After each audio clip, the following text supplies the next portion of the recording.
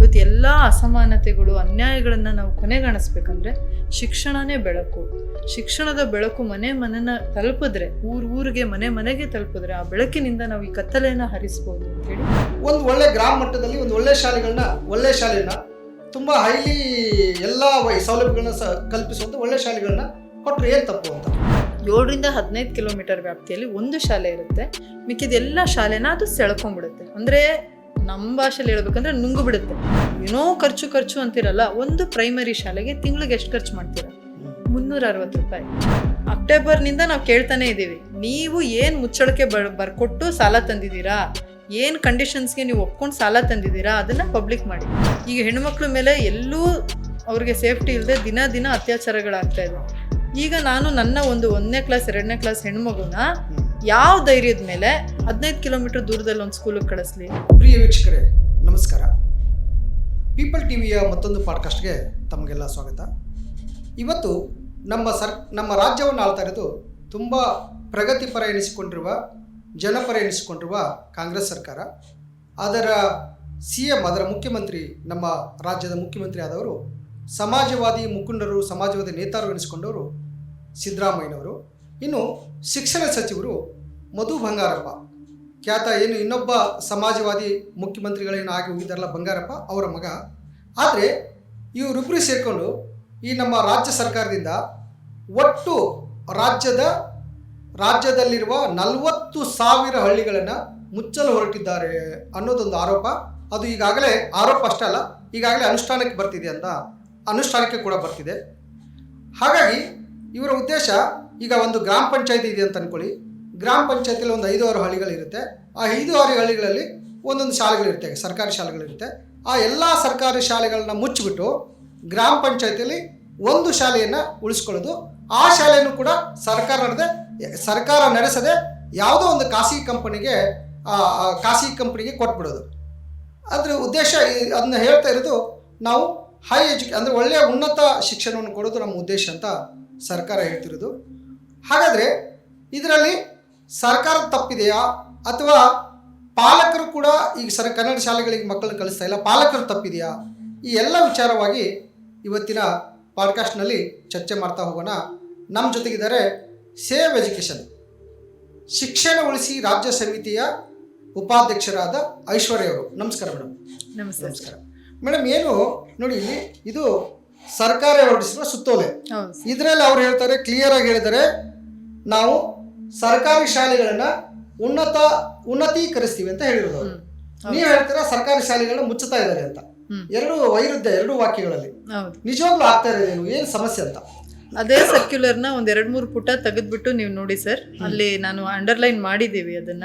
So ಏನ್ ಹೇಳ್ತಾರೆ ಅಂದ್ರೆ, ಒಂದು ಪಂಚಾಯತಿಗೆ ಒಂದು ಶಾಲೆಯನ್ನ ಉನ್ನತೀಕರಿಸ್ತಾರೆ. ಈಗ ನೀವು ಹೇಳ್ದಂಗೆ ಕೆಲವು ಪಂಚಾಯತಿಗಳು, ಚಿಕ್ಕ ಪಂಚಾಯತಿಗಳಲ್ಲಿ 5-6 ಊರು ಬರ್ಬೋದು. ಆದ್ರೆ ದೊಡ್ಡ ಪಂಚಾಯತಿಯಲ್ಲಿ ಅಪ್ ಟು 20 ಹಳ್ಳಿಗಳು ಬರುತ್ತೆ ಕೆಲವು ಕಡೆ. ಸೊ ಈಗ ಹಳ್ಳಿಗೊಂದು ಸರ್ಕಾರಿ ಶಾಲೆ ಇದೆ, ಯಾಕಂದ್ರೆ ಮಕ್ಕಳಿಗೆ ಮನೆ ಹತ್ರದಲ್ಲಿ ಒಂದು ಶಾಲೆ ಇರಬೇಕು ಅಂತ. ನಮ್ಮ ಶಿಕ್ಷಣ ಉಳಿಸಿ ಸಮಿತಿಯ ಅಧ್ಯಕ್ಷರಾಗಿರುವಂತ ಶ್ರೀ ಅಲ್ಲಮಪ್ರಭು ಬೆಡ್ದವ್ರು ಅವ್ರು ಏನ್ ಹೇಳ್ತಾರೆ ಅಂದ್ರೆ ಕೋಳಿ ಕೂಗೋ ಕಡೆ ಒಂದು ಶಾಲೆ ಇರಬೇಕು. ಒಂದು ಕೋಳಿ ಕೂಗಿದ್ರೆ ಅದು ಕೇಳಿಸೋ ಡಿಸ್ಟೆನ್ಸ್ ಅಲ್ಲಿ ಒಂದು ಶಾಲೆ ಇರಬೇಕು. ಅದು ನಮ್ಮ ಒಂದು ರಿನೈಸಾ ಥಿಂಕರ್ಸ್, ನವೋದಯ ಚಿಂತಕರು ಯಾರಿದ್ರು, ಕುವೆಂಪು ಇರ್ಬೋದು, ಕುದ್ಮೂಲ್ ರಂಗರಾವು ಅಥವಾ ಸಾವಿತ್ರಿಬಾಯಿ ಫುಲೆ, ವಿದ್ಯಾಸಾಗರು, ಇಂಥವರು ಕನಸು ಕಟ್ಟಿದ್ದು ಆ ರೀತಿ ಇರಬೇಕು. ಶಾಲೆಗಳು ಅಷ್ಟು ಸಿಗಬೇಕು. ಯಾಕಂದರೆ ಇವತ್ತು ಎಲ್ಲ ಅಸಮಾನತೆಗಳು ಅನ್ಯಾಯಗಳನ್ನು ನಾವು ಕೊನೆಗಾಣಿಸ್ಬೇಕಂದ್ರೆ ಶಿಕ್ಷಣನೇ ಬೆಳಕು.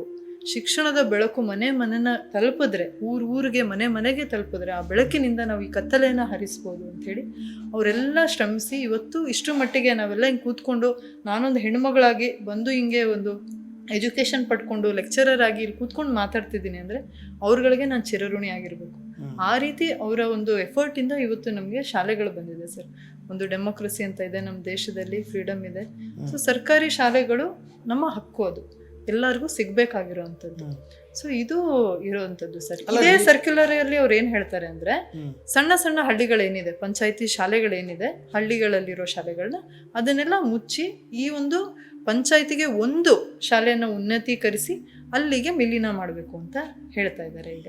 ಸೊ ಈಗ ಏನು ಇಷ್ಟೊತ್ತು ನಾನು ನಿಮ್ಗೆ ಹೇಳಿದೆ, ಒಂದು ಕೋಳಿ ಕೂಗೋ ದೂರದಲ್ಲಿ ಒಂದು ಶಾಲೆ ಇರಬೇಕು, ಎಲ್ಲ ಮಕ್ಕಳಿಗೂ ಶಿಕ್ಷಣ ಸಿಗಬೇಕು. ಈಗ ಅದೇ ಡಿಫಿಟ್ ಆಗೋಯ್ತಲ್ಲ ಸರ್. ಅಲ್ಲ, ನೀವು ಹೇಳ್ತೀರಿ ಸರ್ಕಾರಿ ಶಾಲೆಗಳು, ನೀವು ಹೇಳೋದಕ್ಕೆಲ್ಲ ಕಬೂಲ್ ಇದೆ, ಒಪ್ಪಿಗೆ ಇದೆ. ಹೌದು. ಆದರೆ ಸಮಸ್ಯೆ ಏನಿದೆ ಅಂತಂದರೆ, ಈ ಕೆಲವು ಶಾಲೆಗಳಲ್ಲಿ ಸರ್ಕಾರಿ ಶಾಲೆಗಳಲ್ಲಿ ಮಕ್ಕಳೇ ಇಲ್ಲ. ಈ ಉತ್ತರ ಕನ್ನಡ ಜಿಲ್ಲೆಗೆ ಹೋದರೆ 1-2 ಮಕ್ಕಳು, ಒಂದೊಂದು ಶಾಲೆಗೆ 1-2 ಮಕ್ಕಳು ಇರ್ತಾರೆ. ಈಗ ಅಂಥ ಶಾಲೆಗಳನ್ನ ಮುಚ್ಚಿ ಒಂದು ಒಳ್ಳೆ ಗ್ರಾಮ ಮಟ್ಟದಲ್ಲಿ ಒಂದು ಒಳ್ಳೆ ಶಾಲೆಗಳನ್ನ ತುಂಬ ಹೈಲಿ ಎಲ್ಲ ಸೌಲಭ್ಯಗಳನ್ನ ಕಲ್ಪಿಸುವಂಥ ಒಳ್ಳೆ ಶಾಲೆಗಳನ್ನ ಕೊಟ್ಟರೆ ಏನು ತಪ್ಪು ಅಂತ? ಆ ಥರ ಕೊಟ್ಟರೆ ಏನೂ ತಪ್ಪಿಲ್ಲ ಸರ್, ಆದರೆ ಅದು ನಿಜ ಅಲ್ಲ. ಈಗ ನಮ್ಮನ್ನ ಒಪ್ಸೋದಕ್ಕೆ ಅದನ್ನ ಹೇಳ್ತಾ ಇದ್ದಾರೆ. KPS ಪೈಲಟ್ ಅಂದ್ರೆ ಪ್ರಾಜೆಕ್ಟ್ ಅಂದ್ರೆ ಏನು, ಓಕೆ, ಅದು ಏನು ಮಾಡಕ್ಕೆ ಕೊಟ್ಟಿದೆ ಅಂತ ಸ್ವಲ್ಪ ಹೇಳಿ. ಓಕೆ ಸರ್, ಈಗ KPS ಅಂದರೆ ಕರ್ನಾಟಕ ಪಬ್ಲಿಕ್ ಶಾಲೆ. ಕರ್ನಾಟಕ ಪಬ್ಲಿಕ್ ಶಾಲೆ ಹೊಸದೇನಲ್ಲ, ಈಗ ಆಲ್ರೆಡಿ 10-12 ವರ್ಷದಿಂದ ಕರ್ನಾಟಕದಲ್ಲಿ ಕರ್ನಾಟಕ ಪಬ್ಲಿಕ್ ಶಾಲೆ ಅಂಥೇಳಿ ಮಾಡೆಲ್ ಶಾಲೆಗಳು ಅಂಥೇಳಿ ಮಾಡ್ತಾ ಇದ್ದಾರೆ. ಸೊ ಈಗ ಯಾವ ಹೆಸರಲ್ಲಿ ನೀವು ಶಾಲೆ ತೆಗೀರಿ, ನವೋದಯ ಅಂತ ತೆಗಿತಿರೋ, ಮೊರಾರ್ಜಿ ದೇಸಾಯಿ ಅಂತ ತೆಗಿತಿರೋ, PM ಶ್ರೀ ಅಂತ ತೆಗೀರಿ, ಹೆಚ್ಚೆಚ್ಚು ಸರ್ಕಾರಿ ಶಾಲೆ ತೆಗೆದ್ರೆ ತುಂಬ ಖುಷಿ ವಿಷಯ. ಈಗ ಹೊಸದಾಗಿ ಅಂದರೆ ಹೋದ ವರ್ಷ ಅಕ್ಟೋಬರ್ ತಿಂಗಳಲ್ಲಿ ಇವರು ಹೊರಡಿಸಿರುವಂಥ ಆದೇಶ ಏನಂದರೆ KPS ಮ್ಯಾಗ್ನೆಟ್ ಅಂತ. ಈ ಮ್ಯಾಗ್ನೆಟ್ ಇದೆಯಲ್ಲ, ಇದು ಸಮಸ್ಯೆ. ಮ್ಯಾಗ್ನೆಟ್ ಏನು ಅಂದರೆ ಅಯಸ್ಕಾಂತ, ಅದು ಎಲ್ಲರನ್ನೂ ಹಿಂಗೆ ಸೆಳ್ಕೊಳುತ್ತೆ. ಸೊ ಈಗ ಒಂದು ಶಾಲೆ ಇದೆ, ಪಂಚಾಯತಿಗೆ ಒಂದು ಶಾಲೆ. ಈಗ ಪಂಚಾಯತಿ ಅಂದರೆ 7ರಿಂದ 15 ಕಿಲೋಮೀಟರ್ ವ್ಯಾಪ್ತಿ. ಅದು 7ರಿಂದ 15 ಕಿಲೋಮೀಟರ್ ವ್ಯಾಪ್ತಿಯಲ್ಲಿ ಒಂದು ಶಾಲೆ ಇರುತ್ತೆ. ಮಿಕ್ಕಿದೆಲ್ಲ ಶಾಲೆನ ಅದು ಸೆಳ್ಕೊಂಡ್ಬಿಡುತ್ತೆ. ಅಂದರೆ ನಮ್ಮ ಭಾಷೆಯಲ್ಲಿ ಹೇಳ್ಬೇಕಂದ್ರೆ ನುಂಗು ಬಿಟ್ಟು ಒಂದೇ ಒಂದು ಶಾಲೆ ಆಗುತ್ತೆ. ಈಗ ಮಕ್ಕಳು 5, 10, 15 ಕಿಲೋಮೀಟರ್ ದೂರದಿಂದ ಈ ಒಂದು ಮ್ಯಾಗ್ನೆಟ್ ಶಾಲೆಗೆ ಹೆಂಗೆ ಬರ್ತಾರೆ? ಬಸ್ ವ್ಯವಸ್ಥೆ ಎಲ್ಲಿದೆ? ಯಾರು ಕರ್ಕೊಂಡ್ಬಂದ್ಬಿಟ್ಟು ಯಾರು ಕರ್ಕೊಂಡು ಹೋಗ್ತಾರೆ? ಈ ಮಕ್ಕಳ ಸೇಫ್ಟಿ ಇವಾಗ ಯಾರ್ದು? ಇದು ನಾವು ಕೇಳೋದು. ಗ್ರಾಮ ಮಟ್ಟದಲ್ಲಿ ಗ್ರಾಮ ಪಂಚಾಯತ್ ಒಂದೇ ಶಾಲೆ ಉಳಿಸ್ಕೊಂಡು ಎಲ್ಲ ಶಾಲೆ ಮುಚ್ಚಿಬಿಡ್ತಾರೆ. 40,000 ಅಂತ ಹೇಳ್ತಿರಲ್ಲ ನೀವು, ಹೆಂಗೆ ಹೇಳ್ತೀರಾ? ಹೆಂಗೆ ಹೇಳ್ತೀವಿ ಅಂದರೆ, ಈಗ ನಮ್ಮಲ್ಲಿ 6,000 ಪಂಚಾಯತಿಗಳಿದೆ. ಈಗ 6,000 ಪಂಚಾಯತಿಗಳಿಗೆ 6,000 KPS ಮ್ಯಾಗ್ನೆಟ್ ಶಾಲೆ ಮಾಡ್ತಾರೆ. ಗ್ರಾಮ ಪಂಚಾಯತ್ ಒಂದೊಂದು ಮಾಡ್ತಾರೆ. ಈಗ ನಮ್ಮಲ್ಲಿ 47,000 ಸರ್ಕಾರಿ ಶಾಲೆಗಳು ಈಗ ಇರೋವಂಥದ್ದು. 47,000 ಗೌರ್ಮೆಂಟ್ ಸ್ಕೂಲ್ಸು ಇದೆ. ನೀವು 6,000 ಉಳಿಸ್ಕೊಂಡ್ರೆ ಎಷ್ಟು ಮುಚ್ಚಬೇಕಾಗತ್ತೆ? 41,000 ಮುಚ್ತಾರಲ್ವಾ? ಅದೇ ನಾವು ಹೇಳ್ತಾ ಇರೋದು, ಸಿಂಪಲ್ ಮ್ಯಾಥಮೆಟಿಕ್ಸ್. ಸೊ ಇದು ನಡೀತಾ ಇರೋದು ಸರ್. ಈಗ ನಾನು ನಿಮ್ಗೆ ಏನ್ ಹೇಳಿದೆ, ನೀವು ಹೇಳ್ದಂಗೆ ಜನಗಳ ಕನ್ಫ್ಯೂಸ್ ಮಾಡಕ್ ಅದು ಆರ್ಗ್ಯುಮೆಂಟ್ ತೆಗಿತಾರೆ. 1 ಮಗು 2 ಮಗು ರಿಸೋರ್ಸ್ ವೇಸ್ಟ್ ಅಂತಾಳ. ನಾನು ಅದನ್ನೂ ಒಪ್ಪಲ್ಲ. ನನ್ನನ್ನು ಕೇಳಿದ್ರೆ ಆ ಮಗು ನಾಳೆ ಒಂದು ಮಹಾವಿಜ್ಞಾನಿನೋ ಮಹಾ ನೇತಾರನೋ ಆಗಲ್ಲ ಅಂತ ಏನು ಇದೆ. ಈಗ ಆ ಮಗುವಿನ ತಂದೆ ತಾಯಿನೂ ಟ್ಯಾಕ್ಸ್ ಕಟ್ಟಿದ್ದಾರೆ. ಆಮೇಲೆ ನೀವ್ ಎಷ್ಟು ಸ್ಪೆಂಡ್ ಮಾಡ್ತಾ ಇದ್ದೀರಾ? ಏನೋ ಖರ್ಚು ಅಂತಿರಲ್ಲ. ಒಂದು ಪ್ರೈಮರಿ ಶಾಲೆಗೆ ತಿಂಗಳಿಗೆ ಎಷ್ಟು ಖರ್ಚು ಮಾಡ್ತೀರಾ? 360 ರೂಪಾಯಿ. ನೀವು ಒಂದೇ ಒಂದಿನ ನಿಮ್ ಕಾರಲ್ಲಿ AC ಕಾರಲ್ಲಿ ಹಿಂಗ್ ಹೋಗಿ ಬಂದ್ರೆ ಎಷ್ಟು ಖರ್ಚು ಮಾಡ್ತೀರಾ? ಒಂದು ಮಗುಗೆ ಒಂದ್ ದಿನಕ್ಕೆ 50 ಪೈಸೆ ಸರ್ ಕೊಡ್ತಾ ಇರೋದು. ಒಂದು ಮಗುಗೆ ಒಂದ್ ದಿನಕ್ಕೆ ಸರ್ಕಾರ ಸ್ಪೆಂಡ್ ಮಾಡ್ತಾ ಇರೋದು ಪ್ರೈಮರಿ ಸ್ಕೂಲಲ್ಲಿ 50 ಪೈಸಾ. ತಿಂಗಳಿಗೆ ಒಂದು ಶಾಲೆ, ಪ್ರೈಮರಿ ಶಾಲೆ 1 to 5th ಇರೋ ಪ್ರೈಮರಿ ಶಾಲೆಗೆ ಖರ್ಚು ಮಾಡ್ತಾ ಇರೋದು 350 ರೂಪಾಯಿ. ನಮಗ್ ಕೇಳಕ್ಕೆ ಆಶ್ಚರ್ಯ ಅನ್ಸುತ್ತಲ್ವಾ? ಒಂದ್ ದಿನಕ್ಕೆ ಖರ್ಚಾಗತ್ತ ದುಡ್ಡು ಅನ್ಸುತ್ತಲ್ಲ, ಅಷ್ಟೇ ಕೊಡ್ತಾ ಇರೋದು. ಈಗ ಇದು ನೋಡಿ ಸರ್, ನಾನು ನಿಮ್ಗೆ ಕೊಡ್ತೀನಿ. ಹೊಂಗನೂರು ಶಾಲೆಯ ಒಂದು KPS ಮ್ಯಾಗ್ನೆಟ್ಗೆ ವಿಲೀನ ಆಗ್ತಾ ಇರುವಂತ 7 ಇದು ಚನ್ನಪಟ್ಟಣ 7 ಶಾಲೆಗಳು ಆಯ್ತಾ. ಆ ಶಾಲೆಗಳಲ್ಲಿ ನೋಡಿ ಶಾಲೆ ಶುರುವಾಗಿದೆ. ನಾನು ಮಕ್ಕಳು ಸ್ಟ್ರೆಂತ್ ಹೇಳ್ತೀನಿ, 77, 82 ಒಂದೊಂದು ಶಾಲೆದ್ ಹೇಳ್ತಾ ಇದ್ದೀನಿ. ಶಾಲೆ ಹೆಸರು ಸಮೇತ ಬೇಕಾದ್ರೆ ಹೇಳ್ತೀನಿ ಆಯ್ತಾ. ಕೊನ್ನಿ ದೊಡ್ಡಿ ಅಲ್ಲಿ 82 ಮಕ್ಕಳಿದ್ದಾರೆ. ಹೊಡಿಕೆ ಹೊಸಳ್ಳಿ ಅಲ್ಲಿ 77 ಇದ್ದಾರೆ ಆಯ್ತಾ. ಇನ್ನೊಂದು ಅಮ್ಮಳ್ಳಿ ದೊಡ್ಡಿ 31 ಇದ್ದಾರೆ. ಇನ್ನೊಂದು ಕಡೆ 100 ಮಕ್ಕಳಿದ್ದಾರೆ. ಇಲ್ಲಿ ಸಂತೆ ಮೋಗನಹಳ್ಳಿ 100 ಮಕ್ಕಳಿದ್ದಾರೆ. ಇನ್ನೊಂದು ಸುಣ್ಣಘಟ್ಟ 80 ಮಕ್ಕಳಿದ್ದಾರೆ. ಈಗ ನಮ್ಗೆ ಹೇಳಿದ್ರಲ್ಲ 2 ಮಕ್ಕಳು ಅಂತ, ಎಲ್ಲಿದೆ ಇದು ಸತ್ಯ? ಇದು ನೀವೇನ್ 360 ರೂಪಾಯಿ ಖರ್ಚು ಮಾಡ್ತೀರ ಅಂತ ಹೇಳ್ತಿರಲ್ಲ, ಅದನ್ನೇ ಒಂದು ತಾರ್ಕಿಕ ಒಂದು ಪ್ರಶ್ನೆ ಏನಂದ್ರೆ, ಒಂದು ಸಣ್ಣ ಶಾಲೆಯಲ್ಲಿ 360 ರೂಪಾಯಿ ಖರ್ಚು ಮಾಡೋ ಒಂದು ಮಗುವಿಗೆ ಖರ್ಚು ಮಾಡೋ ಬದಲು ಆ ಎಲ್ಲಾ ಮಕ್ಕಳನ್ನ ಒಂದೇ ಕಡೆ ಒಂದು ಗ್ರಾಮ ಪಂಚಾಯತಿಯಲ್ಲಿ ಸೇರಿಸ್ಬಿಟ್ಟು ಅವ್ರಿಗೆ ಎಲ್ಲಾ ತರದ ಸೌಕರ್ಯಗಳನ್ನ ಕೊಟ್ಟು, ಎಲ್ಲಾ ತರದ ಏನೊಂದು ಇಲ್ಲಿ ಗ್ಲೋಬಲ್ ಎಜುಕೇಶನ್ ಸಿಸ್ಟಮ್ ಅಂತ ಏನ್ ಹೇಳ್ತಿರಲ್ಲ, ಆ ತರದ ಎಲ್ಲಾ ತರದ ಶಿಕ್ಷಣ ಸೌಲಭ್ಯಗಳನ್ನ ಕೊಟ್ಬಿಟ್ಟು ಆ 360 ಖರ್ಚು ಮಾಡೋದನ್ನ ಜಾಸ್ತಿ ಖರ್ಚು ಮಾಡಬಹುದಲ್ಲ ಅವಾಗ ಅಂತ. ಈಗ ಮಗುನ ಅಲ್ಲಿಂದ ಆ ಮನೆ ಪಕ್ಕ ಇರೋ ಶಾಲೆಯಿಂದ ಈ ಒಂದು ಮಾಡೆಲ್ ಶಾಲೆಗೆ ಕರ್ಕೊಂಡ್ ಬರೋದಕ್ಕೆ ಏನ್ ವ್ಯವಸ್ಥೆ ಮಾಡಿದೀರಾ? ಮಗು ಬರ್ಬೇಕಲ್ಲ ಶಾಲೆಗೆ, ಇವೆಲ್ಲ ಫೆಸಿಲಿಟಿ ಕೊಡ್ತೀರಾ? ಹೆಂಗ್ ಮಾಡ್ತಾರೆ? ಕೂಲಿ ಕಾರ್ಮಿಕರು ಅವರು ಆ ಮನೆ ಪಕ್ಕ ಇರೋ ಶಾಲೆಗೆ ಕಳ್ಸೋದಕ್ಕೇನೆ ಬೆಳಗ್ಗೆ ಟೀಚರ್ ಹೋಗಿ ಮಗನ್ ಕರ್ಕೊಂಡ್ ಬರ್ಬೇಕು. ಅಂದ್ರೆ ಟ್ರಾವೆಲಿಂಗ್ ವೆಚ್ಚನ ಅದರಲ್ಲಿ ಅವರು ತಗೊಳ್ಳಲ್ಲ ಅಂತ. ನೀವು ಸರ್ಕ್ಯುಲರ್ ತೆಗಿರಿ, ಅದರಲ್ಲಿ ಟ್ರಾವೆಲಿಂಗ್ ಬಗ್ಗೆ ಬರ್ದಿದ್ದಾರೆ ನೋಡಿ ದಯವಿಟ್ಟು. STMC ಸದಸ್ಯರು ಯಾರು? STMC ಸದಸ್ಯರು ಆ ಊರಿನಲ್ಲಿ ಯಾರು ಒಂದಿಷ್ಟು ಆ ಸರ್ಕಾರಿ ಶಾಲೆಯಲ್ಲಿ ಓದ್ತಾ ಇರುವಂತ ಮಕ್ಕಳ ತಂದೆ ತಾಯಿ ಮೇಜರ್ಲಿ. ಆಯ್ತಾ? ಈಗ ಆ ಸರ್ಕಾರಿ ಶಾಲೆಗೆ ಕಳ್ಸೋ ಜನಗಳು ಯಾರು? ರೈತರು, ಕಾರ್ಮಿಕರು, ಕೂಲಿ ಕಾರ್ಮಿಕರು, ಫ್ಯಾಕ್ಟ್ರಿಗೆ ಹೋಗೋ ವರ್ಕರ್ಸ್ ಮಕ್ಕಳು, ಇವರು. ಅವ್ರೀಗ STMC ಸದಸ್ಯರು. ಅವರೇ ಒಂದಿನ ಅವ್ರ ಊಟಕ್ಕೆ ಕೂಲಿ ಮಾಡಿ ತಿನ್ಬೇಕು. ಅವರು ಇವಾಗ ಬಸ್ ವ್ಯವಸ್ಥೆ ಮಾಡ್ಬೇಕಂತೆ. ಹೆಂಗ್ ಮಾಡ್ತಾರೆ? ಅವರೇ ಮಾಡ್ಬೇಕು. ಇದೆ, ಸರ್ಕ್ಯುಲರ್ ಅಲ್ಲಿ ಇದೆ. STMC ಸದಸ್ಯರು HMಗಳು ಸೇರ್ಕೊಂಡು ಬಸ್ ವ್ಯವಸ್ಥೆ ಮಾಡಿ ಅಂತ ಇದೆ. ಹಿಂಗ್ ವ್ಯವಸ್ಥೆ ಮಾಡ್ತಾರೆ. ಮಂಡ್ಯದಲ್ಲಿ ಒಂದು KPS ಮ್ಯಾಗ್ನೆಟ್ ಆಗಿದೆ. ಅಲ್ಲಿ ವರ್ಷಕ್ಕೆ 3,500 ಕೊಡಿ ನೀವು ಬಸ್ ವ್ಯವಸ್ಥೆ ಮಾಡ್ತೀವಿ ಅಂತೇಳಿ ಪೇರೆಂಟ್ಸ್ ಹತ್ರ ಕೇಳಿದ್ದಾರೆ. ದೊಡ್ಡ ಗಲಾಟೆ ಆಗಿದೆ. ಎಲ್ಲಿ ತರ್ತಾರೆ 3,500? ಎಲ್ಲಿ ತರ್ತಾರೆ? ಇಡೀ ತಿಂಗಳು ದುಡಿಬೇಕಾಗುತ್ತೆ ಅವರೊಂದು 4,000 5,000 ದುಡಿಯೋದಕ್ಕೆ. ಅವ್ರು 3,500 ಎಲ್ಲಿ ತರ್ತಾರೆ? ಗೌರ್ಮೆಂಟ್ ಶಾಲೆಗೆ ಏನಕ್ಕೆ ಕಳಿಸ್ತಿದ್ದಾರೆ? ನಂಬ್ತೀರಾ ಬಿಡ್ತೀರಾ ಸರ್? ನಾನು ನೋಡಿದ್ದೀನಿ school teacher, government school teacher ಮನೆಗೆ ಹೋಗಿ, ಈಗ ಹೋಗಿ ಈ ಟೈಮಲ್ಲಿ ಹೋಗಿ ನೀವು ಎಲ್ಲರೂ ಒಂದು ಸ್ವಲ್ಪ ಸರ್ಕಾರಿ ಶಾಲೆ ಸುತ್ತಮುತ್ತ ಹೋಗಿ ಮನೆಗೆ ಹೋಗಿ ಪೇರೆಂಟ್ಸ್ ಮನವೊಲಿಸಿ ಮಕ್ಳನ್ನ ಕೂಲಿಗೆ ಕಳಿಸ್ಬೇಡಿ, ಸ್ಕೂಲಿಗೆ ಕಳಿಸಿ, ನಾವು ಫ್ರೀ ಬುಕ್ ಕೊಡ್ತೀವಿ, ಫ್ರೀ ಬಟ್ಟೆ ಕೊಡ್ತೀವಿ, ಫ್ರೀ ಊಟ ಕೊಡ್ತೀವಿ, ಮಕ್ಳು ಭವಿಷ್ಯ ಚೆನ್ನಾಗಿರುತ್ತೆ ಅಂತ ಕಾಡಿ ಬೇಡಿ ಒಪ್ಸಿ ಮಕ್ಕಳನ್ನ ಅಡ್ಮಿಷನ್ ಮಾಡ್ಕೋತಾರೆ. ಅಲ್ಲಿ ಎಲ್ಲಿ ಮನೆ ಹತ್ರ ಇರೋ ಶಾಲೆಗೆ ಕಳ್ಸಕ್ಕೆ 5 ಕಿಲೋಮೀಟರ್ ದೂರದಲ್ಲಿ ಬಸ್ ವ್ಯವಸ್ಥೆ ಮಾಡು, ಅಥವಾ ನೀನೇ ಕರ್ಕೊಂಡೋಗಿ ಬಿಟ್ಬಿಟ್ಟು ಕರ್ಕೊಂಡು ಬಂದ್ರೆ ಯಾರು ಕಳಿಸ್ತಾರೆ ಸರ್? ಮತ್ತೆ ಇವ್ರು ಉನ್ನತೀಕರಿಸ್ತೀವಿ ನಾವು, ಹೈ ಎಜುಕೇಶನ್, ಒಳ್ಳೆ ಎಜುಕೇಶನ್ ಕೊಡ್ತೀವಿ ಅಂದ್ರೆ ಅದು ಏನದು? ಐ ವಾಶ್ ಒಂದು ಕಟ್ತಾರೆ ಇವಾಗ. ಈಗ ಏಷ್ಯನ್ ಡೆವಲಪ್ಮೆಂಟ್ ಬ್ಯಾಂಕ್ ಅಂತ ಕೇಳಿದ್ದೀರಾ? ಒಂದು ಪ್ರೈವೇಟ್ ಬ್ಯಾಂಕ್, ಅದು ಇಂಟರ್ನ್ಯಾಷನಲ್ ಲೆವೆಲಲ್ಲಿ ABD ಬ್ಯಾಂಕ್ ಅಂತ ಕರೀತಾರೆ. ಆ ಬ್ಯಾಂಕಿಂದ 2,500 ಕೋಟಿ ಸಾಲ ತಗೊಂಬಂದಿದ್ದಾರೆ. ಈ ಸಾಲ 2,500 ಕೋಟಿ ಯಾಕೆ ತಗೊಂಬಂದಿದ್ದಾರೆ? ಈ KPS ಮ್ಯಾಗ್ನೆಟ್ ಶಾಲೆ ಕಟ್ತೀವಿ ಅಂತ. ಅವರು ಒಂದು ಪ್ರೈವೇಟ್ ಬ್ಯಾಂಕ್ನವರು ಇವ್ರಿಗೆ ಯಾವ ಲಾಭ ಇಟ್ಕೊಂಡು ಈ ದುಡ್ಡು ಸಾಲ ಕೊಟ್ಟಿದ್ದಾರೆ? ಪುಕ್ಕಟೆ ಕೊಡ್ತಾರ? ಏನ್ ಕಂಡೀಷನ್ಗೆ ಇವ್ರು ಸೈನ್ ಹಾಕಿ ಬಂದಿದ್ದಾರೆ? ಬಾಯ್ ಬಿಡ್ತಾ ಇಲ್ಲ. ನಾವು ಕಳೆದ ಅಕ್ಟೋಬರ್ನಿಂದ ನಾವು ಕೇಳ್ತಾನೆ ಇದ್ದೀವಿ, ನೀವು ಏನ್ ಮುಚ್ಚಳಕ್ಕೆ ಬರ್ಕೊಟ್ಟು ಸಾಲ ತಂದಿದ್ದೀರಾ, ಏನ್ ಕಂಡೀಷನ್ಸ್ಗೆ ನೀವು ಒಪ್ಕೊಂಡು ಸಾಲ ತಂದಿದ್ದೀರಾ, ಅದನ್ನ ಪಬ್ಲಿಕ್ ಮಾಡಿ. ಮಾಡ್ತಾ ಇಲ್ಲ. ಸೊ ಅಲ್ಲಿ ಡೈರೆಕ್ಟ್ ಆಗಿರೋದೇನಂದ್ರೆ ಇವತ್ತು ಎಜುಕೇಶನ್ ಟೋಟಲ್ ಪ್ರೈವೇಟೈಸ್ ಆಗಬೇಕು. ಫಾರಿನ್ ಪ್ಲೇಯರ್ಸ್ ಇವತ್ತು ಇಲ್ಲಿ ಬಂದು ಎಜುಕೇಶನ್ ಒಂದು ಬಿಸ್ನೆಸ್ ಮಾಡಿದ್ದಾರೆ. ದುಡ್ಡು ಹೂಡಿಕೆ ಮಾಡಿ ದುಡ್ಡು ಮಾಡಬೇಕು. ಅದಕ್ಕೆ ಗೌರ್ಮೆಂಟ್ ಶಾಲೆಗಳು ಇವತ್ತು ಅಡ್ಡವಾಗಿ ನಿಂತಿದ್ದಾವೆ. ಯಾಕಂದ್ರೆ ದೊಡ್ಡ ಸಂಖ್ಯೆ ಮಿಡಲ್ ಕ್ಲಾಸ್ ಜನ, ಲೋವರ್ ಮಿಡಲ್ ಕ್ಲಾಸ್ ಜನ ಇನ್ನೂ ಗೌರ್ಮೆಂಟ್ ಶಾಲೆಗಳಿಗೆ ಕಳಿಸ್ತಾರೆ. ಬನ್ನಿ ಕಮಲಾನಗರಕ್ಕೆ ಬನ್ನಿ, 500-600 ಸ್ಟ್ರೆಂತ್ ಇದೆ. ಮಿಡಲ್ ಕ್ಲಾಸ್ ಜನನು ಅಲ್ಲೇ ಕಳಿಸ್ತಾರೆ. ಎಷ್ಟೊಂದು ಜನ ಎಜುಕೇಟೆಡ್ ಪೀಪಲ್ ಗೌರ್ಮೆಂಟ್ ಶಾಲೆ, ಕನ್ನಡ ಮಾಧ್ಯಮ ಶಾಲೆಯಲ್ಲಿ ಮಕ್ಕಳು ಓದಬೇಕು ಅಂತೇಳಿ ಇಷ್ಟಪಟ್ಟು ನಮ್ಮಂಥವ್ರು ಕಳಿಸ್ತೀವಿ. ಅದಕ್ಕೆ ಇವಾಗ ತಡೆ ಹಾಕ್ಬೇಕು. ಅಲ್ಲಿರೋ ಮಕ್ಕಳಿಗೆ ಪ್ರೈವೇಟಿಗೆ ಹೆಂಗಾರು ತುಂಬಬೇಕು. ಅದಕ್ಕೆ ಇವಾಗ ಇದು ಮಾಡ್ತಾ ಇರೋವಂಥದ್ದು. ಸೊ ಈಗ ಬಿಲ್ಡಿಂಗ್ ಎಲ್ಲ ಕಟ್ತಾರೆ. ಆ ದುಡ್ಡು ಬಂದಿದೆ, ಸಾಲ ದುಡ್ಡಲ್ಲಿ ಬಿಲ್ಡಿಂಗ್ ಕಟ್ತಾರೆ, ಎಲ್ಲ ಇದೆ ನೋಡಿ, ಸೂಪರ್ ಆಗಿದೆ ಅಂತಾರೆ. ಮಕ್ಕಳು ಬರ್ತಿಲ್ಲ, ನಾವೇನ್ ಮಾಡೋದು? ಮಕ್ಕಳು ಯಾಕೆ ಬರ್ತಾ ಇಲ್ಲ? ಹೆಂಗ್ ಬರ್ತಾರೆ? ಈಗ ಅದ್ರಲ್ಲಿ ಒಂದು ಲಿಸ್ಟ್ ಇದೆ. ಇದು ನೋಡಿ, ಇದು ರೂರಲ್ ಬ್ಯಾಂಗ್ಳೂರ್ ರೂರಲ್ ಅಲ್ಲಿ ಮುಚ್ಚೋಕೆ ಲಿಸ್ಟ್ ಮಾಡಿರೋಂಥ ಶಾಲೆಗಳ ಲಿಸ್ಟು. ಅಯ್ಯೋ ಫುಲ್ ಲಿಸ್ಟ್ ಇದೆ ಸರ್.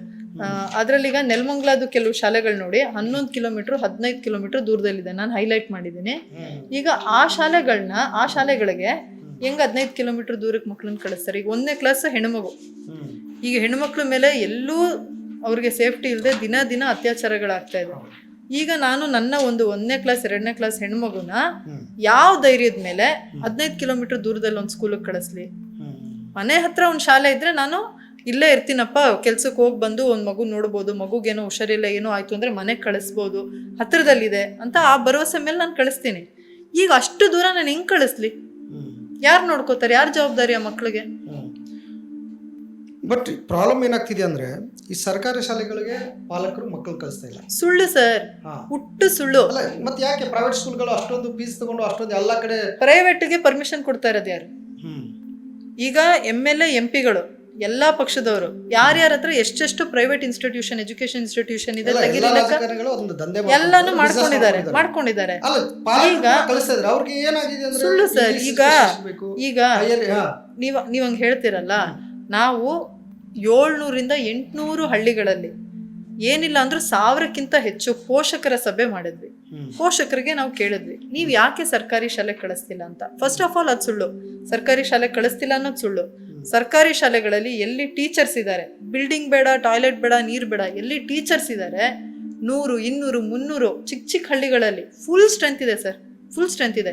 ನಾನು ಇಲ್ಲಿ ಪ್ರಕಾಶ್ ನಗರದಲ್ಲಿ ಮಕ್ಳಿಗೆ ಫ್ರೀ ಟ್ಯೂಷನ್ಸ್ ಮಾಡ್ತೀನಿ. ಅಲ್ಲೊಂದು ಗೌರ್ಮೆಂಟ್ ಶಾಲೆ ಇದೆ, ನಮಗೆ ತುಂಬ ಪರಿಚಯ, ಅವರೆಲ್ಲ ತುಂಬ ಒಳ್ಳೆ ಟೀಚರ್ಸ್ ಇದ್ದಾರೆ. ಕ್ಲಾಸಲ್ಲಿ ಕೂತ್ಕೊಳ್ಳೋಕ್ಕೂ ಜಾಗ ಇಲ್ಲ, ಅಷ್ಟು ಅಡ್ಮಿಷನ್ ಮಾಡಿಸಿದ್ದಾರೆ. 250 ಪ್ರೈಮರಿ ಸ್ಟ್ರೆಂತು, ಪ್ರೈಮರಿ ಶಾಲೆದು. ಹೈಸ್ಕೂಲ್ ಸ್ಟ್ರೆಂತು 300 ಇದೆ. ಹೋದ ವರ್ಷ ನಾನೇ ಒಂದು 8-10 ಮಕ್ಕಳನ್ನ ಅಡ್ಮಿಷನ್ ಮಾಡಿಸಿದ್ದೀನಿ ಅಲ್ಲಿ. RTE ಕೆಳಗಡೆ ಎಲ್ಲೆಲ್ಲೋ ಓದ್ಕೊಂಡು ಸರಿಯಾಗಿ ಎಜುಕೇಷನ್ ಸಿಗದೆ ಓದದೆ ಡ್ರಾಪ್ ಔಟ್ಸ್ ಆಗಿರೋ ಮಕ್ಕಳನ್ನ ನಾನು ಹೋಗಿ ಅಡ್ಮಿಷನ್ ಮಾಡಿಸಿದ್ದೀನಿ ಅಲ್ಲಿ. ಈ ವರ್ಷ ಪಾಪ HM ಒಂದೇ ಸಮ ದುಃಖ ಮಾಡ್ಕೋತಾ ಇರೋದು ಏನಂದರೆ, ಇಷ್ಟು ಕಷ್ಟಪಟ್ಟು 100 ಸ್ಟ್ರೆಂತ್ ಇದ್ದಿದ್ದನ್ನ 250ಕ್ಕೆ ತಗೊಂಬಂದಿದ್ದೀನಿ. ಶ್ರೀರಾಮ್ಪುರದಲ್ಲಿ ಮ್ಯಾಗ್ನೆಟ್ ಮಾಡ್ತೀವಿ, ನಿಮ್ಮ ಶಾಲೆ ಮುಚ್ಚಿ ಅಲ್ಲಿ ಹೋಗ್ಬೇಕು ಅಂತ ನಮ್ಗೆ ಹೇಳ್ತಾ ಇದ್ದಾರೆ.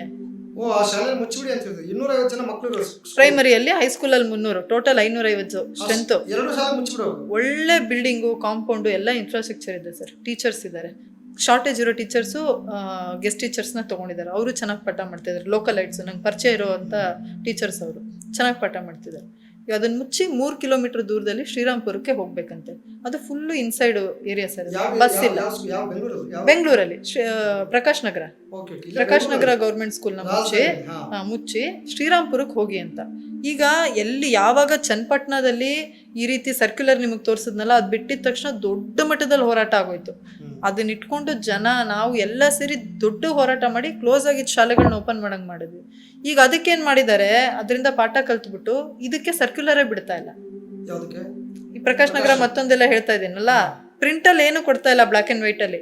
HMಗಳನ್ನ ಕರೆಸೋದು, ಮೀಟಿಂಗ್ ಮಾಡೋದು, ರೆಡಿಯಾಗಿ ಎಲ್ಲರೂ ಮಕ್ಳಿಗೆ ಮನ ಒಲಿಸಿ TC ಕೊಡೋಕೆ ರೆಡಿ ಇರಿ, ಅಲ್ಲಿಗೆ ಹೋಗ್ಬೇಕು. ಈ ರೀತಿ ಸರ್ಕಾರದಿಂದ ಏನು ದಾಖಲೆ ಸಿಗಲ್ಲ, ಇವಾಗ ಕೊಡ್ತಾ ಇಲ್ಲ ನೋಡಿ. ಈ ಎಲ್ಲ ಸರ್ಕ್ಯುಲರ್ಸ್ ನಿಮಗೆ ಕೊಟ್ಟಿದ್ದೀನಲ್ಲ, ಇದೆಲ್ಲ ಆಗಿ ಬೆಳಗಾವಿ ಅಧಿವೇಶನದಲ್ಲಿ ದೊಡ್ಡ ಹೋರಾಟ ಆಗಿ, ಹೋರಾಟ ಬೆಳೀತಿದ್ದಂಗೆ ದಾಖಲೆ ಕೊಡೋದನ್ನ, ಈಗ ಸರ್ಕ್ಯುಲರ್ಗಳನ್ನ ಕೊಡೋದನ್ನ ನಿಲ್ಸಿದ್ದಾರೆ. ಪ್ರಕಾಶ್ ನಗರ ಸ್ಕೂಲ್ ಇದೆಯಾ? ಇದು ಬೆಂಗಳೂರು ಗ್ರಾಮಾಂತರ ಸರ್, ಬೆಂಗಳೂರು ಅರ್ಬನ್ರಲ್ಲಿ ಇದೆ. ಸೊ ನಾನು ಹೆಚ್ಚಿಗೆ ಸ್ವಲ್ಪ ದೊಡ್ಡಬಳ್ಳಾಪುರ, ಚಿಕ್ಕಬಳ್ಳಾಪುರ ಈ ಕಡೆ ನಾನು ಓಡಾಡಿದ್ದು. ಹೌದು, ಅವ್ರಿಗೆ ಗಮನಕ್ಕೆ ತರ್ತಾ ಇದ್ದಾರೆ, ನೀವು ರೆಡಿಯಾಗಿ ಅಂತ ಹೇಳಿ. ಸೊ ತುಂಬಾ ದುಃಖ ಮಾಡ್ಕೊತಾ ಇದ್ದಾರೆ. ಈಗ ಏನು KPS ಮ್ಯಾಗ್ನೆಟ್ ಉನ್ನತ ಸ್ಕೂಲಲ್ಲಿ ಏನೇನು ಸೌಲಭ್ಯಗಳನ್ನು ಕೊಡ್ತಾರಂತೆ ಸರ್? ಈಗ ಅವ್ರು ಹೇಳ್ತಾ ಇರೋದು ಮೊದಲಿಗೆ ಇಂಗ್ಲಿಷ್ ಮೀಡಿಯಂ ಅಂತ. ಸೊ ಅದಕ್ಕೆ ಅನುಕೂಲ ಆಗ್ಲಿ ಅಂದ್ಬಿಟ್ಟು ಈ ವರ್ಷದಿಂದಾನೇ ಕನ್ನಡದ ಬಗ್ಗೆ ಆಮೇಲೆ ಬರೋಣ, ಹೇಳಿಬಿಡಿ. ಮತ್ತೆ ಬೇರೆ ಏನು ಸೌಲಭ್ಯ ಆಕ್ಚುಲಿ ಅವ್ರು ಹೇಳ್ತಾ ಇರೋದು ಏನಂದ್ರೆ, ಒಳ್ಳೆ ಬಿಲ್ಡಿಂಗು, ಕುಡಿಯೋ ನೀರು, LKG ಇಂದ PU ವರ್ಗೂ ಒಂದೇ ಕಡೆ ಇರುತ್ತೆ, ಇಂಥವೇ, ಇನ್ನೇನಿಲ್ಲ.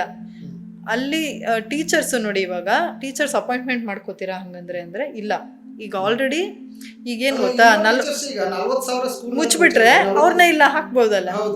ಈಗ ನೀವು ನೆನಪಿದ್ರೆ ನಿಮ್ಗೆ, ಇವ್ರು ಒಂದು ಚೂರು ಫೋರ್ಸೈಟ್ ಇಲ್ಲ ಸರ್. ಫೋರ್ಸೈಟ್ ಅಲ್ಲ, ಕಾಳಜಿ ಇಲ್ಲ ಅಂತ ಹೇಳಕ್ ಇಷ್ಟಪಡ್ತೀನಿ. ಈಗ ಒಂದು ಶಾಲೆ ಖಾಲಿ ಇದೆ, ಅದಕ್ಕೆ ಹುದ್ದೆಗಳೇ ಇಲ್ದಂಗ್ ಮಾಡ್ತಾರೆ. ಈಗ ಧಾರವಾಡಲ್ಲೆಲ್ಲ ಮಾಡ್ತಾ ಇಲ್ಲ. ಆಮೇಲೆ ಏನಂದ್ರೆ ಸರ್, ಧಾರವಾಡನಲ್ಲಿ ಅನ್ಎಂಪ್ಲಾಯ್ಡ್ ಯೂತ್ಸ್ ಎಲ್ಲ 2.5 ಲಕ್ಷ ಪೋಸ್ಟ್ ಖಾಲಿ ಇದೆ. ಅದರಲ್ಲಿ 81,000 ಟೀಚಿಂಗ್ ಅಲ್ಲೇ ಖಾಲಿ ಇದೆ. 81,000 ಅದ್ರಲ್ಲಿ ಎಜುಕೇಶನ್ ಅಂದ್ರೆ ಸ್ಕೂಲ್ ಎಜುಕೇಶನ್ ಅಲ್ಲೇ ನೀವು ಹೇಳ್ದಂಗೆ 61,000 ಖಾಲಿ ಇದೆ. ಭರ್ತಿ ಮಾಡ್ಕೊಳ್ಳಿ ಅಂತ ಹೋರಾಟ ಮಾಡಿದ್ರು. ಈಗ ಅವ್ರನ್ನ ಭರ್ತಿ ಮಾಡ್ಕೊಂಡು ಅವ್ರಿಗೊಂದು ಜೀವನೋಪಾಯ ಕೊಡೋಣ ಅಂತ ಇಲ್ಲ ನಮ್ಮ ಸರ್ಕಾರಕ್ಕೆ. ಹುದ್ದೆನೇ ಇಲ್ದಂಗ್ ಮಾಡ್ತಾ ಇದ್ದಾರೆ. ಶಾಲೆನೇ ಇಲ್ಲ ಅಂದ್ರೆ ಹುದ್ದೆನೇ ಇಲ್ಲ. ಈಗ 51,000 ಗೆಸ್ಟ್ ಟೀಚರ್ಸ್ ಇದ್ದಾರೆ, ಅವರೆಲ್ಲ ಮನೆಗೆ, ಅವ್ರಿಗೆಲ್ಲ ಉದ್ಯೋಗ ಹೋಗುತ್ತೆ. 80,000 ಬಿಸಿ ಊಟದವ್ರು ಇದ್ದಾರೆ. ಬಿಸಿ ಊಟದವರು ಗೆಸ್ಟ್ ಟೀಚರ್ಸ್ ಯಾವಾಗ ಬೇಕಾದ್ರೂ ತೆಗ್ದಿಸಾಕ್ತಾರೆ ಸರ್. ಅವ್ರಿಗೇನಿದೆ, 51,000 ಗೆಸ್ಟ್ ಟೀಚರ್ಸ್ ಇರೋದು. ಗೆಸ್ಟ್ ಟೀಚರ್ಸ್ 80,000 ಅಷ್ಟು ಜನ ಮನೆಗೀಗ ಇರೋ ಪರ್ಮನೆಂಟ್ ಟೀಚರ್ಸ್ಗೂನು ಎಲ್ಲಾರ್ಗೂ KPS ಮ್ಯಾಗ್ನೆಟ್ ಅಲ್ಲಿ ತಗೊಳಲ್ವಂತೆ. ಅವ್ರಿಗೊಂದು TET ಅಂತ ಪರೀಕ್ಷೆ ಮಾಡ್ತಾರೆ.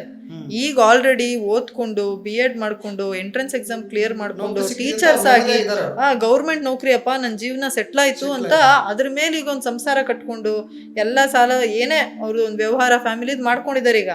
ಈಗ ಗೌರ್ಮೆಂಟ್ ನೌಕರಿ ಅಳ್ಳಾಡ್ತಾ ಇದೆ ಅವ್ರದ್ದು. TET ಪಾಸ್ ಮಾಡ್ಕೋಬೇಕು, ಎಲ್ಲಾ ತರ ಕಾನೂನು ಉಲ್ಲಂಘನೆ ನಡೀತಾ ಇದೆ ಸರ್ ಇವ್ರದ್ದು. ಈಗೇನ್ ಗೊತ್ತಾ, ಕೆಲ್ಸ ಕೊಡೋದ್ರ ಬದಲು ನೀನೇ ಅಯೋಗ್ಯ ಅಂತ ಪ್ರೂವ್ ಮಾಡ್ಬಿಟ್ಟು ನಿನ್ನ ಮನೆ ಕಳ್ಸೋದು. ನಮ್ದಲ್ಲಪ್ಪ ತಪ್ಪು, ನೀನ್ ಎಕ್ಸಾಮ್ ಪಾಸ್ ಮಾಡ್ಕೊಂಡಿಲ್ಲ, ಮತ್ತೆ ಎಕ್ಸಾಮ್. ಈಗ TET ಎಕ್ಸಾಮ್ ಬರಿಬೇಕು, ಪಾಸ್ ಆದವ್ರು ಮಾತ್ರ KPS ಮ್ಯಾಗ್ನೆಟಿಕ್ ಟೀಚರ್ಸ್. ಮಿಗ್ದವ್ರಿಗೆ ಸದ್ಯಕ್ಕೇನ್ ಹೇಳ್ತಾ ಇದಾರೆ, ರ್ಯಾಷನಲೈಸ್ ಮಾಡ್ತೀವಿ. ರ್ಯಾಷನಲೈಸ್ ಅಂದ್ರೆ ಅವ್ರನ್ನ ಎಲ್ಲೋ ಒಂದು ಕ್ಲರಿಕಲ್ ಪೋಸ್ಟ್ಗೋ ಅಲ್ಲಿ ಇಲ್ಲಿ ಹಾಕ್ತಿವಿ ಅಂತ. ತೀರಾ ಮನೆ ಕಳ್ಸಲ್ಲ. ನೀವು ಅಂತ ಬಂದಿರ್ತಾರೆ, ಅವ್ರು ಎಲ್ಲಿಗೆ ಹೋಗ್ತಾರೋ ಗೊತ್ತಿಲ್ಲ, ಏನಾಗ್ತಾರೆ ಡೋಲಾಯಮಾನ. ಆಮೇಲೆ ಏನು, ಕನ್ನಡ ಮೀಡಿಯಂ ಟೀಚರ್ಸ್ ಇದ್ದಾರೆ. ಈಗ ಅವ್ರು ಇಂಗ್ಲೀಷ್ ಪಾಠ ಹೆಂಗೆ ಮಾಡ್ತಾರೆ, ಎಸ್. 1 ತಿಂಗಳು ತುಂಬ ದೊಡ್ಡ ಟೈಮ್ ಸರ್, 1 ತಿಂಗಳು ಟ್ರೈನಿಂಗ್ ಕೊಟ್ಬಿಡ್ತಾರಂತೆ ಇಂಗ್ಲೀಷ್ ಟೀಚರ್ಸ್ ಆಗೋದಕ್ಕೆ. ಎಂಥ ನಗೆ ಪಾಟ್ಲಿ ವಿಷಯ ನೋಡಿ ಸರ್. ಇಂಗ್ಲೀಷ್ ಮೀಡಿಯಮಲ್ಲಿ ಓದ್ಕೊಂಡ್ಬಂದು ಇಂಗ್ಲೀಷ್ ಸಬ್ಜೆಕ್ಟಲ್ಲಿ MA ಮಾಡಿಕೊಂಡು BEd ಮಾಡಿಕೊಂಡು ಬಂದು ಇಂಗ್ಲೀಷ್ ಟೀಚ್ ಮಾಡೋ ಅಂಥ ಟೀಚರ್ಸೇನೆ ಎಕ್ಸ್ಪೀರಿಯನ್ಸು ಇಲ್ಲದೆ ಇದ್ದರೆ ಕಷ್ಟಪಡ್ತಾರೆ. ಅಂಥದ್ರಲ್ಲಿ 10, 15, 20 ವರ್ಷಗಳಿಂದ ಕನ್ನಡ ಮೀಡಿಯಂ ಟೀಚರ್ಸ್ ಆಗಿ ನೆಮ್ಮದಿಯಾಗಿ ಒಳ್ಳೆ ಪಾಠ ಮಾಡ್ತಾ ಇರೋವಂಥ ಟೀಚರ್ಸ್ನ ಎತ್ಕೊಂಡ್ಬಂದು ಅವ್ರಿಗೀಗ 1 ತಿಂಗಳು ನೀನು ಇಂಗ್ಲೀಷು ಟ್ರೈನಿಂಗ್ ಕೊಟ್ಬಿಟ್ರೆ ಅವ್ರು ಇಂಗ್ಲೀಷ್ ಮೀಡಿಯಮಲ್ಲಿ ಸೈನ್ಸು ಮ್ಯಾಥ್ಸು ಕಲ್ಸೋಕ್ಕಾಗತ್ತಾ ಸರ್? ನಂಬೋ ಅಂಥ ವಿಷಯನ ಇದು? ವೈಜ್ಞಾನಿಕವಾಗಿದೆಯಾ ಇದು? ಸುಮ್ಮನೆ ಏನಂದ್ರೆ ಹೇಳಿ ಮೂಗುಗೆ ತುಪ್ಪ ಸವರೋದು ಅಷ್ಟೇ, ಇನ್ನೇನು ಇಲ್ಲ. ಇದು ಕ್ವಾಲಿಟಿ ಅವ್ರು ಕೊಡೋದು. KPS ಮ್ಯಾಗ್ನೆಟಲ್ಲಿ ಇಂಗ್ಲೀಷ್ ಮೀಡಿಯಂ ಕ್ವಾಲಿಟಿ ಇದೆಯಲ್ಲ, ಇದು ಕನ್ನಡ ಮೀಡಿಯಂ ಟೀಚರ್ಸ್ಗೆ 1 ತಿಂಗಳು ಟ್ರೈನಿಂಗ್ ಕೊಟ್ಟು ಇಂಗ್ಲೀಷ್ ಮೀಡಿಯಂ ನಡೆಸ್ತಾರೆ, ರೆಡಿ ಮಾಡೋದು. ಏನು ಕ್ವಾಲಿಟಿ ಸಿಗುತ್ತೆ? ಪ್ರೈವೇಟ್ ಸ್ಕೂಲ್ಗಳ ಕಾಂಪಿಟೇಷನ್ ಆಗುತ್ತಾ ಇದು? ಇಂಟರ್ನ್ಯಾಷನಲ್ ಇಂಗ್ಲೀಷ್ ಮೀಡಿಯಂ ಸ್ಕೂಲು ಮಕ್ಕಳು ರೇಂಜ್ಗೆ ಈ ಮಕ್ಕಳು ಕಲಿತಾರಾ? ರಾದರ್ ಈಗ ಕನ್ನಡ ಮೀಡಿಯಮಲ್ಲಿ ಚೆನ್ನಾಗಿ ಕಲಿತಾ ಇದ್ದಾರೆ, ಮಾತೃಭಾಷೆಯಲ್ಲಿ ಚೆನ್ನಾಗಿ ಓದ್ತಾ ಇದ್ದಾರೆ, ಕ್ವಾಲಿಟಿ ಫೌಂಡೇಶನ್ ಗಟ್ಟಿಯಾಗಿದೆ. ಈ ಕಡೆ ಅದು ಇಲ್ಲ, ಆ ಕಡೆ ಇದು ಇಲ್ಲ. ಈಗಾಗಲೇ ಸರ್ಕಾರ ಬಹಳಷ್ಟು ಶಾಲೆಗಳನ್ನ ಇಂಗ್ಲಿಷ್ ಮಾಧ್ಯಮವಾಗಿ ಪರಿವರ್ತನೆ ಮಾಡ್ತಾ ಇದೆ, UKG ಶುರು ಮಾಡ್ತಿದೆ. ಅದ್ರ ಬಗ್ಗೆ ಏನು ಹೇಳ್ತೀರಿ? ನೋಡ್ ಬನ್ನಿ ಸರ್ ಹೆಂಗಿದೆ ಅಂತ. ಕನ್ನಡ ಈಗ ಟೆಕ್ಸ್ಟ್ ಬುಕ್ ತೆಗೆದ್ರೆ 1 ಲೈನ್ ಇಂಗ್ಲೀಷು 1 ಲೈನ್ ಕನ್ನಡ, ಆಯ್ತಾ?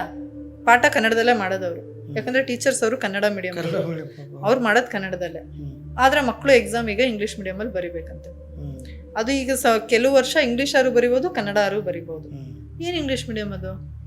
ನೀನು ಮಾಡಂಗಿದ್ರೆ ನೀಟಾಗಿ ಮಾಡು. ಇಂಗ್ಲೀಷ್ ಮೀಡಿಯಂ ಮಾಡಿದ್ರೆ ಒಳ್ಳೇದಾ ಅಥವಾ ಕೆಟ್ಟದಾ ಅಂತ ನಿಮ್ಮ